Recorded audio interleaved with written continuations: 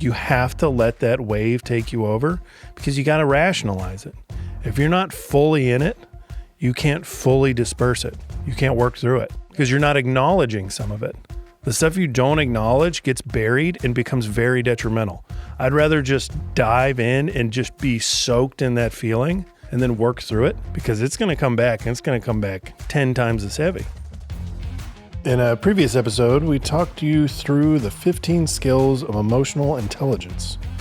Now we're going to discuss some tools to help you apply and develop those skills in everyday situations. But first, just as a reminder, we are in the composure domain right now. And composure is our ability to stay calm and in control when facing stress or adversity. Helps us recognize and understand emotional reactions and allows us to respond quickly so that we can regain clarity and composure. And we're talking about EQ, or emotional intelligence, which is understanding how your emotions impact your ability to make decisions, solve problems, interact with people, and show up as the person you want to be. So basically everything. Basically everything. All right, let's do it.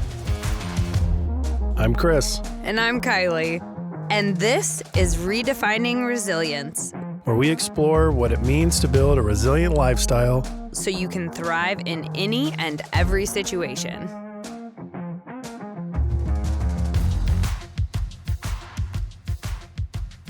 Our first tool comes from the EQ Edge, which is a fantastic book. Highly recommend. And they walk you through an exercise, and it's called the ABCDE exercise. ABCDE. Yep. Got the inspo from the alphabet, I think. This is a exercise that helps you walk through your emotions when there's a triggering event, because things are going to happen all the time. It's how we react and respond during those challenges that's going to shape how we're able to overcome the adversity that we're facing.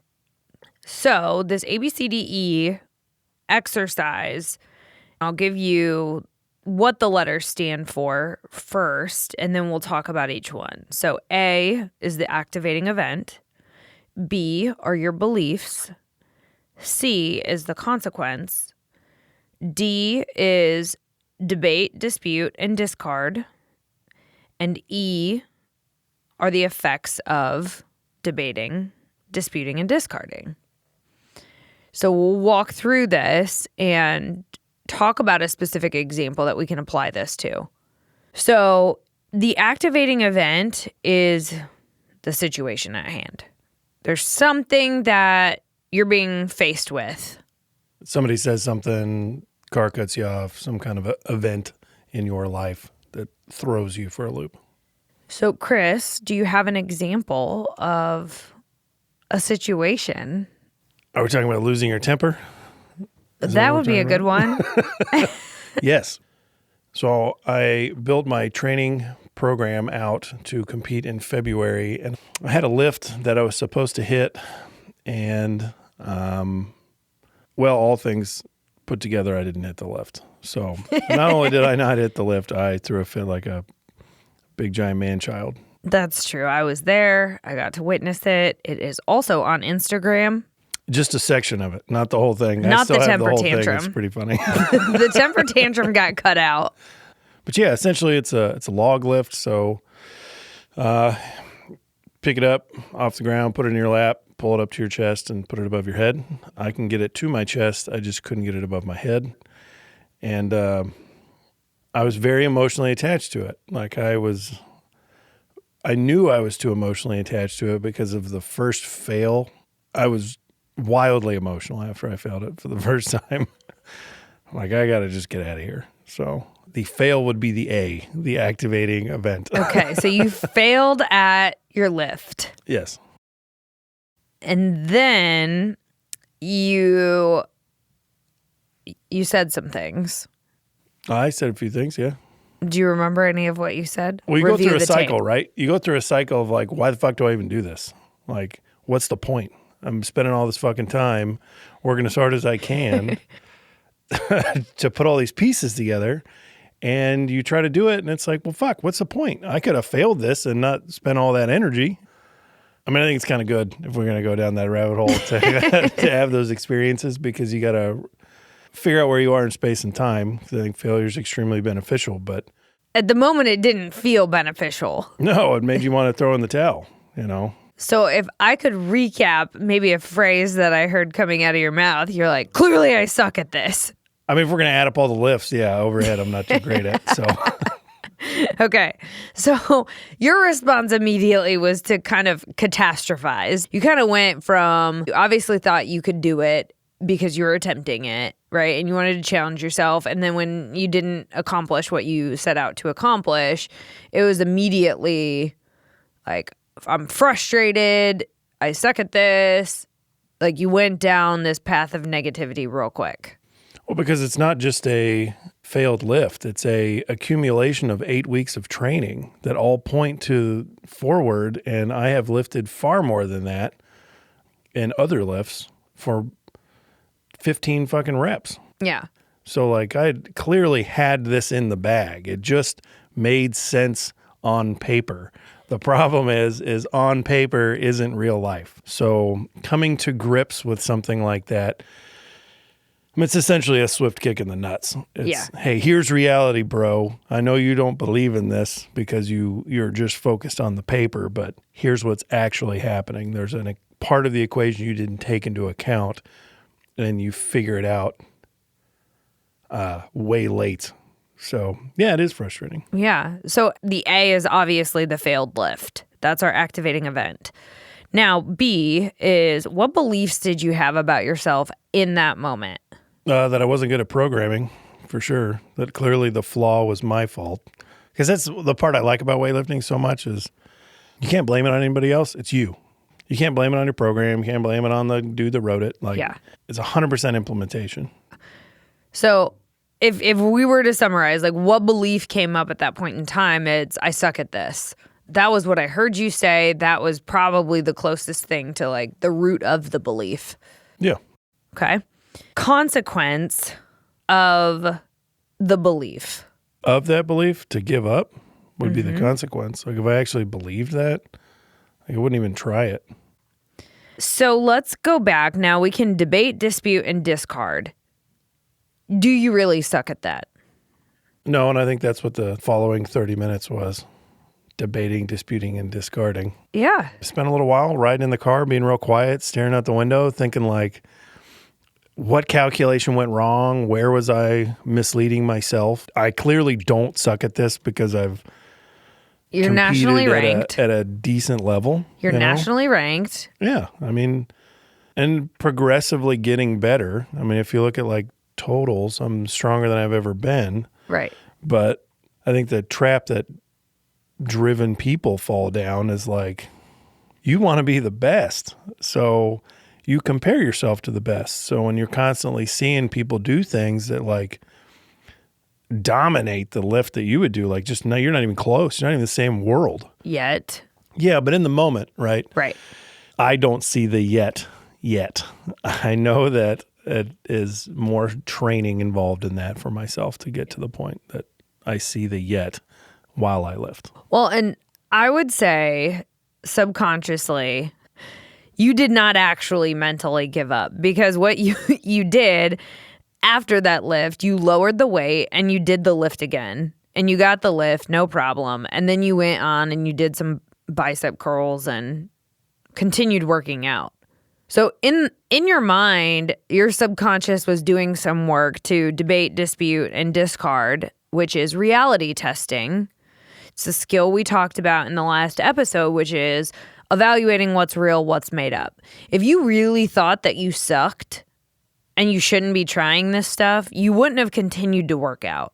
You would have just quit, walked out of the gym right then and there. But you didn't do that.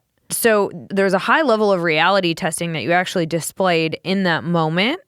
And then when you took a further step back, when you got home and processed, the failure of that workout, you came up with some new ways of thinking about it. Well, yeah. Like on the way home, I messaged my coach and the people that I value their opinion greatly. I sent him the video and I'm like, just tell me what I'm doing wrong. Tell me what sucks. Like, this clearly is not working. So, like, I'm at a loss. So fix me. What did Big Mike say first? Be stronger. Yeah. Try harder. Yeah. Thanks, guy. Yeah. Just use more strength. Oh, okay. Yeah. Just be stronger. It's my fault. Yeah. I wasn't using all my strength. But he did give you some very technical feedback on how you might course correct. Yeah. Or what to work on. Right? So because you debated, disputed, and discarded those I suck thoughts, you were able to take proactive action, right? So if we go into the E of the ABCDE model, it's the effects of debating, disputing, and discarding. The effects are you stayed the course. You figured out how to get feedback, get some insight into how you can make adjustments so that you can go into it with a different approach or maybe a different mindset or take other steps to train muscles, right, that you're going to need to use to be more successful at that lift in the future. So I think this is a really good example of the ABCDE exercise in action. And you can go through this exercise on your own when you come across challenging circumstances or triggering events and just walk yourself through, all right, what's actually happening here? Why am I upset? What are my beliefs around this situation? And then what consequence came from my beliefs? And then are those real? Right? Debate, dispute, and discard. Are those real? What evidence do I have to support my beliefs? Or do my beliefs need to be adjusted? Because that's really ultimately what we're trying to do is come up with some more productive beliefs that are going to help us get to our goal. So the I suck belief is not going to get you to world's strongest man. No, not at all. But I think it's really interesting. I can only speak for myself because I don't know necessarily how everybody runs through this, but I can feel when it's too emotional. It's like a big giant wave of emotion. And I know that it's like, you ever been in the ocean and the wave's coming in and it's way stronger and way bigger than you thought it was going to be? Yeah. And it like pulls your feet. Oh yeah. It's literally eroding the sand underneath your legs, your feet, and you're going in the water. That's what it feels like. So you almost have to just breathe in deep, let it take you and feel it. Because if you fight it, it's 1,000 times worse. Because you're not making rational decisions when you're fighting it. You're making decisions on doom or gloom. Like you're way off on the end of a spectrum. Like you're not even close to the actual reality. So you kind of have to let it take you, feel the emotions. And sit with them for a minute. Well, and just like rationalize it. Mm-hmm. You have to say, yes, I understand this sucked. Yes, I understand. I wanted to fucking murder that thing. If I could have wadded it up in a ball and kicked it out the window, I would have. Like, I think you would have hurt your foot. So mad at this thing. You did throw it. I did, yeah. But no, I think you're right. This is us using impulse control. You might not have used a ton of impulse control when you threw 300 pounds on the ground. But it's regulated, right? So like I understand that nobody's going to get hurt. Yeah. It's a regulated environment. Even if I didn't throw it on the ground, it was going there anyways. Yeah. If I would have completed the lift with equal vigor and strength, I would have thrown that bitch on the ground. But I would have been excited. Yeah. So like I knew what I was doing. I was controlled, but I think it's important to understand the ABCDEs aren't all in control. Like you have to let that wave take you over because you got to rationalize it. If you're not fully in it, you can't fully disperse it. You can't work through it because you're not acknowledging some of it. The stuff you don't acknowledge gets buried and becomes very detrimental. I'd rather just dive in and just be soaked in that feeling and then work through it if it takes me 45 minutes and say, fuck it, it doesn't exist, bury it down and ignore it. Because it's going to come back, and it's going to come back 10 times as heavy. And then that's when the self-doubt is going to creep in. And well, that's when you actually do quit. Yeah, and this is just a great example of you finding an edge. You have found an edge where you have to either develop more strength or take a different approach or make some kind of adjustment or just practice more. And the funny thing is, it's actually why I love the sport so much, is the failure then defeat of failure, right? This sport is so beautiful because of that. If that didn't exist, it'd be boring as shit. You just go in and lift heavy all the time. But because it's a battle and because it takes so many calculations and there's so many variables, it's a beautiful thing. There's always room to grow. Literally all the time. Yeah. I think this was a really good example of, one, it's the process itself of growing is not always the most fun or the most like rose-colored all of the time. You are actually in the process of growing. Well, here's the reality of the situation of growth, right? There's something called beginner gains in the gym. Here's why beginner gains exist. You're not building strength, you're building efficiency, okay?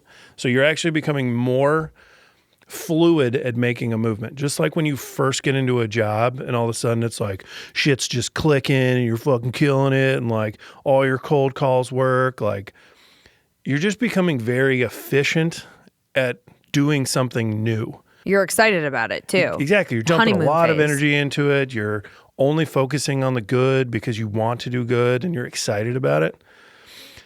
Real growth comes from finding an edge and slightly being demoralized, but then pushing forward because it only counts to beat it if it's worth fucking beating. So you're not really growing if you're just becoming more efficient, right? Right.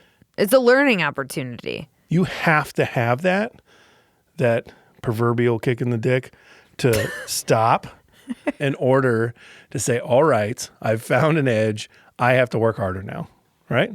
You have to. Absolutely. And I think this also demonstrates a great deal of tenacity, which is another one of the domains that we're going to get to in the future. But just archive this story as a great example. And I think that was also a fantastic way to apply the ABCDE exercise when it comes to helping you process and reality test your emotions. Because we need to be the observers of our emotions, not the feelers of our emotions, because they are concocted in our brain. They're not reality. It's our reaction to reality that creates emotions. True, but it doesn't mean you won't feel them, right? Absolutely. That was a hard concept for me to understand for a long time because I think there are some people on the planet as emotional as I am. I get really emotional about shit. Passion. Like, We call it passion. okay, I get very passionate, right? So for people to say like, you just have to be the observer of all those emotions, it's like, shit, I don't know, man. Like I get really overwhelmed sometimes, like heavy emotion, especially in the gym because like I'm so passionate about it and I love what I do that for someone to say, just observe that feeling of excitement. It's like, well, that's not real. You're still going to feel it, you know? Yes, absolutely. You just got to learn how to sort it out. Yeah, especially if it's an unproductive emotion. If you're spiraling down this path where you going down that path of the extreme where you're saying, I suck at this, I should just quit, blah, blah, blah. You didn't say I should just quit, but for example, if you had. Well, it's easy to do that. Once you find that edge, it's like the first real test of whether you know what the hell you're talking about or you actually want to be here. So I love it when people compete for the first time because it's like, well, you're either going to continue forever or this is it. Because it's a real eye-opener. Because it's hard. So next tool, going from negative to neutral, is taking those very intense negative emotions and diffusing them with a little bit of neutrality. It's not realistic that you're going to jump from negative to positive or just be overwhelmed with optimism, right? In a tough situation, the best we're going to be able to convince our brain to move to is a place of neutrality. So instead of being angry because you didn't hit that lift, we can move to, well, I'm annoyed. I'm irritated. I'm frustrated with myself. That's a little bit more neutral. Yeah, you give credence to the issue and the frustration. Yep. As long as the frustration is allowed to be there, like you acknowledge it, like, yes, this is frustrating. And then it's easier to be like, okay, like, am I really not supposed to be here? I'm supposed to be here. Like, that's fine. Like, it is frustrating, but then you can rationalize your frustration inside the concept of the whole journey, as opposed to this singular one point in time being the entire journey. And you can also remind yourself of other times you've been in a similar state of mind. Have you ever failed at a lift before? Thousands of times. Yeah, and here you are. You're still kicking. Yeah.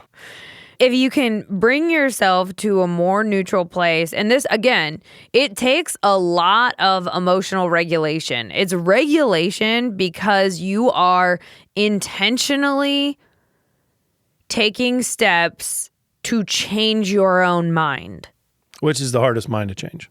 Yeah, we get very attached to the previous decisions that we've made or the attachment to an expectation, right? You expected to hit that lift.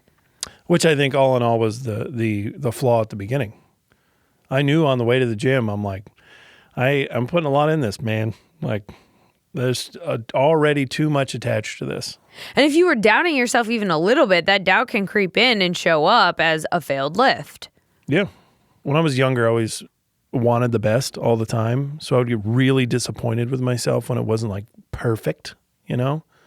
Like I love building model airplanes and I want them to look like a war-torn B-17 flying in with like just getting destroyed by shrapnel. It's like, I'm 7. There's no way that I'm going to make this look like that. I'm going to be lucky to put this bitch together, you know? So my expectations have always been slightly higher than reality. I just had to learn how to deal with that. But that is exactly what self-actualization is. We talked about that last episode as one of the skills of EQ. Self-actualization is your desire to be the best or to become your highest, fullest potential, right? So you have this intrinsic motivation. That's why all of these EQ skills are very much interrelated, and we don't want to just be great at a couple of them. We want to be mindful and practicing all of them, but at different times, right? In an intense situation like a failure in a lift at the gym, you need impulse control. You need reality testing. You've got to remind yourself of your self-regard. You are good at this. You do want to be the best. So in that pursuit of self-actualization, you're going to fail. Failure is a necessary part to learn and to grow and to find those edges. So it's all very much correlated and connected in this set of skills that you're going to be leveraging at different points in time. So a few other examples of taking your emotions from negative to neutral instead of anxiety. Anxiety is a feeling that we all deal with in different times of our life and different intensities. You are giving a presentation. Let's say you're public speaking. I had a presentation to a team of executives this week, and before I could feel my hands starting to sweat. I'm in the room by myself before everybody came in, and it's like 5 minutes out, and I know they're going to be trickling in at any point in time. I could feel my hands getting cold and clammy and starting to sweat, and then a little bit of that coffee jitter starts kicking in, and my fingers start shaking, and immediately told myself I have to switch gears because this is anxiety creeping in, and I have to shift. And my go-to shift with anxiety is excitement because they're very closely connected as far as neuropathways in our brain. And so I can very easily shift from anxiety to excitement and then channel that into positive neurochemicals in my body where I'm releasing endorphins or adrenaline, and it's going to be a more productive emotion to help get me excited and amped up and bring energy to the conversation, right? But if I let that anxiety eat me up, I'm going to continue to worry and fret, and then my body is going to have a reaction too. My muscles are going to tighten. I might not be able to speak as fluidly, get into that flow rhythm. When I give presentations, it takes me a minute to get into this flow state. But once I'm there, I'm like good to go. But it might prolong my ability to step into that flow state, right? And so I shift to either excitement or curiosity. I'm curious to see how this is going to go. I'm excited. So you're telling me you can literally translate nervous, anxious feelings into excited feelings? Yeah. And the other thing I did in that exact moment was take a couple deep breaths. I literally changed my physiology by just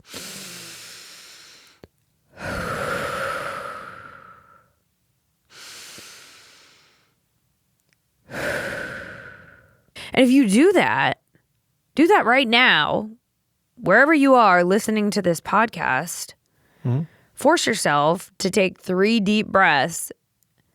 You will notice you actually get calmer. I always say it's like the good old IT fail-safe, right? When you have an IT issue, what do they always tell you? Hello, IT. Have you tried turning it off and on again?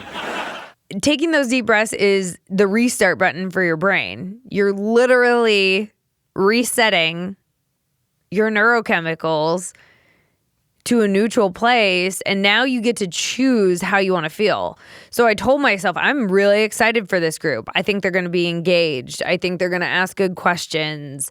I visualized how it was going to go multiple times in my head, over and over and over. And I just came back to that visualization, and it was always a positive outcome. And of course, it ended up panning out exactly how I visualized it. Well, it's because you have the best manifestation skills on the planet. I mean, that's true. We'll talk about that someday. Can't give away all my secrets just yet. But it's cool to watch you work through feelings and understand. The statement knowledge is power is 100% true here. You understand how your brain is working. So you understand where the pathways are built in your noggin. So you can say, okay, the shortest leap for my body to take, my mind and brain to take, is to switch from anxiety to excitement. Mm-hmm. If you understand the leap is small, you've already told yourself it's easy and you can do it by just saying, oh, that is a short leap and it's doable. Yeah. Then you've opened up the pathway already. So you therefore control your environment, your response to your environment. I made it a point to really understand how my brain works, because my theory was if I can understand how my brain's working, I can basically hack anything. Like I can hack any goal I have. I can figure out how to get there faster. I'm all about efficiency. And my brain is in charge of everything. It's literally what controls all of our behavior, our thoughts, our feelings, everything. So if you can understand how that thing works, you can do everything easier. Everything I've learned about the brain, I've put into action, and it has changed my life. I mean, part of the reason why we wanted to do this podcast was just to share this stuff, because it can change your life. So anytime you're in an anxious situation, tell yourself you're either excited or you're curious, and then look for reasons why that's true. Because your brain will look for whatever you program it to look for. I think you told me that a while ago. The mind doesn't understand the difference between reality and what you tell it. So if you tell it it's going to be horrible, it's going to try to find the things to validate how horrible it is because you told it it's going to be horrible. Yup.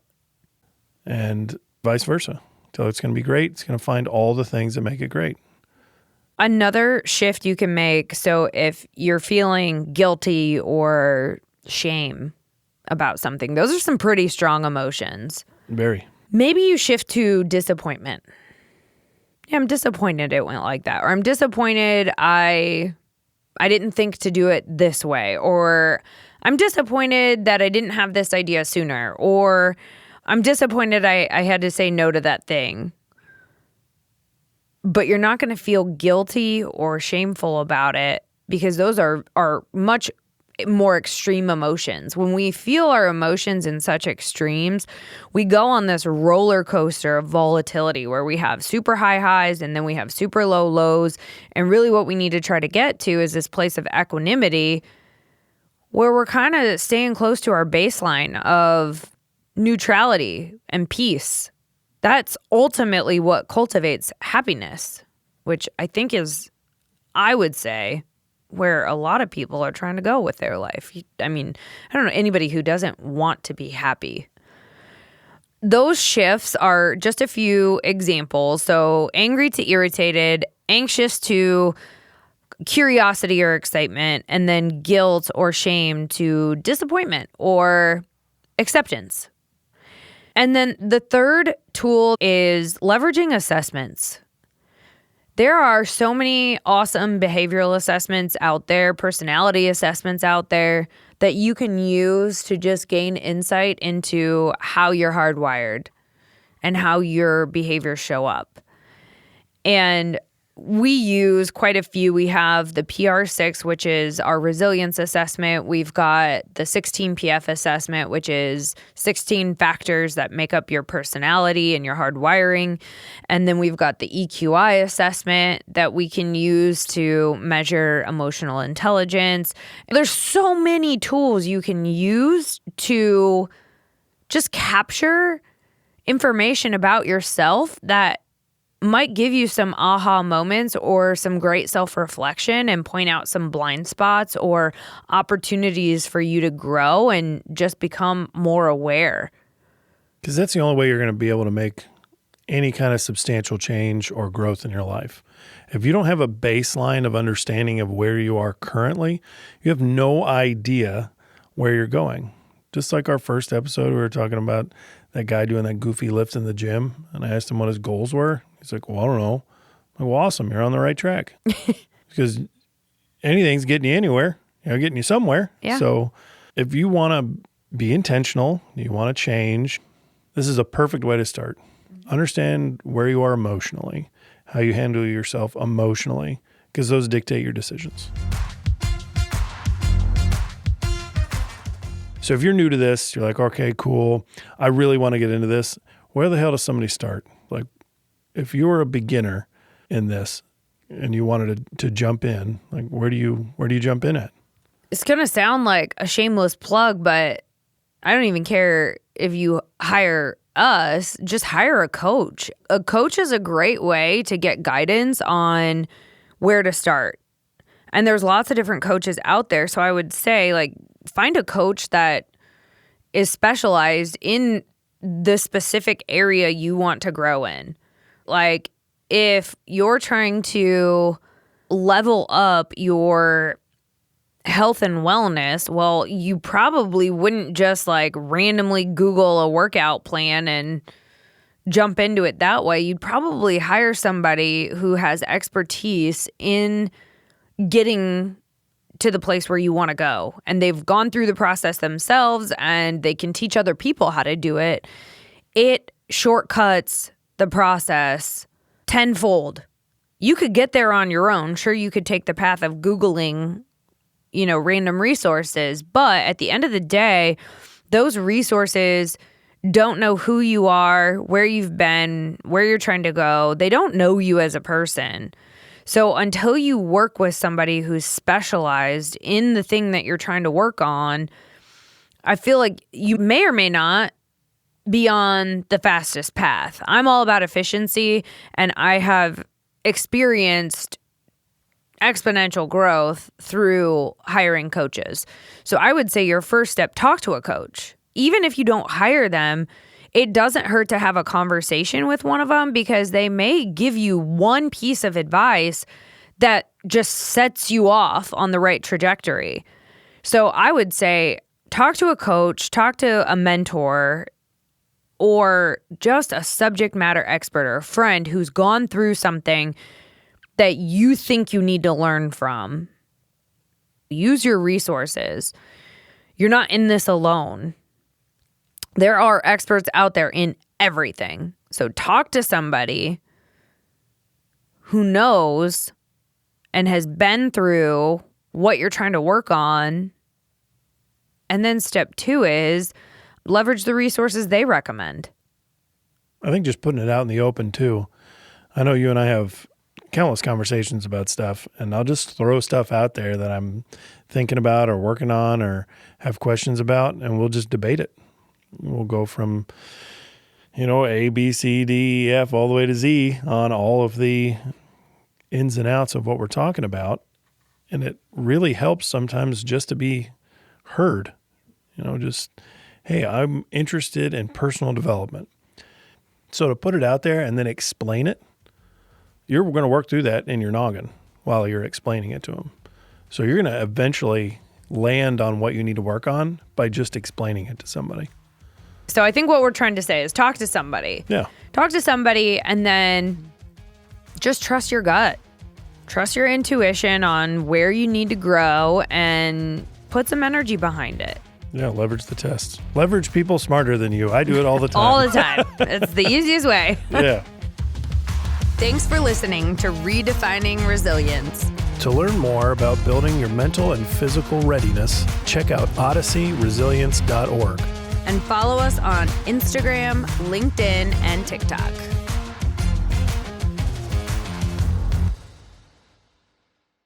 The end.